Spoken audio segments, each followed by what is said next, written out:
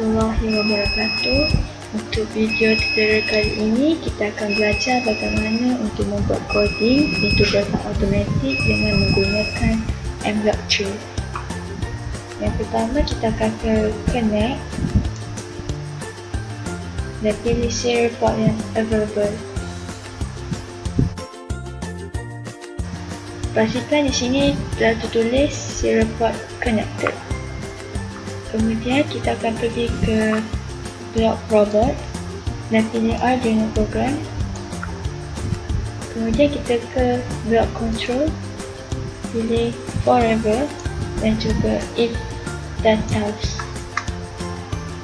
Kembali kepada block robot, kita ambil read digital pin dan juga servo pin. Kemudian kita ubah pin untuk sensor dan juga servo.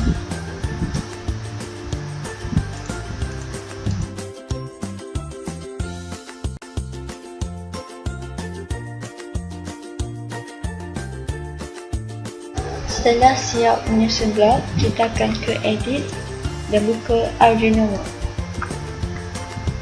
Kemudian kita upload coding ini ke Arduino.